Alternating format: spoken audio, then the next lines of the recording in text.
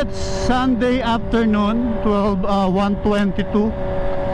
At sasamba muna tayo sa lokal ng 13 dahil tinanghali na naman tayo ng gising. Nagising tayo ng 9:45, 10 AM yung pagsamba dito sa lokal ng Bagtas. So kahit napakainit ng panahon, kahit tirik na tirik ang araw, kailangan natin gawin yung ating pagsamba sa ating Ama, no? Papunta na tayo ngayon sa 13, sa lokal ng 13. Actually last week sabi ko lokal siya ng Paradahan, hindi pala, lokal pala siya ng 13. So doon tayo pupunta sa lokal ng 13. Grabe ang init, naka all black pa ako. From helmet to foot, all black. Ganda mo, parang hindi mainit, nag all black ka pa. Dapat ang suot mo yung mga white, mga light color para hindi ganun kainit. Pero pinili mo mag all black, sige lang. So mamaya na tayo magpagas. So samahan nyo muna ako na magbigay puri sa ating Ama, no? At actually napakaraming bagay na dapat natin ipagpasalamat. Yung lang magising tayo sa umaga na may lakas, may buhay, dapat na natin ipagpasalamat yan, no? No matter what, kung anong pinaniniwalaan mo, kung anong religion mo, no matter what, dapat lagi tayong nagpapasalamat at hindi nakakalimot sa ating Ama na ating nalumikha sa atin, no? So magbigay tayo ng pasasalamat. So tara, samahan nyo ako sa lokal ng 13. So dito pa lang naman tayo sa sa Vista Mall, no? Palabas pa lang tayo.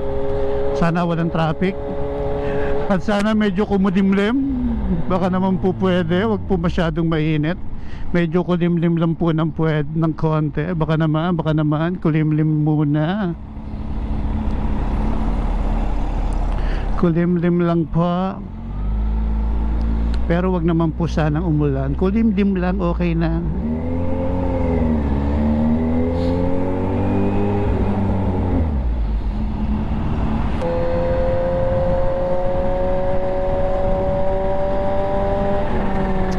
.26, alam ko advance tong relo ko, eh.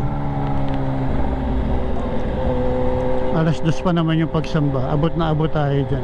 Pasok na pasok yan, pasok na pasok. So dito na tayo sa lokal ng 13. So 1:31. Sabi siya nyo maaga pa, eh.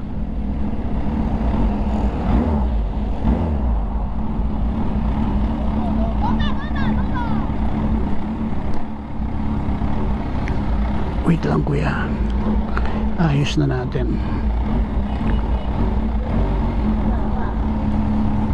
So yan, tapos na yung pagsamba at pauwi na tayo.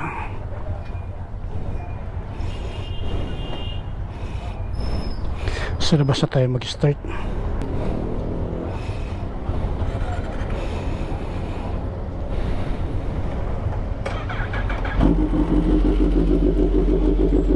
Thank you.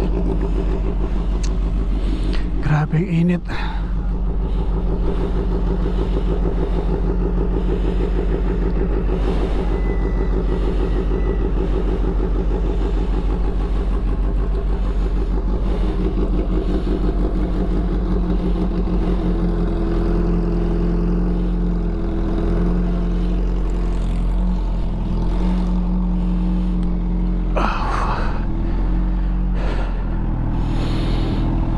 Let's go, na tayo. Kailangan ko na magpagas.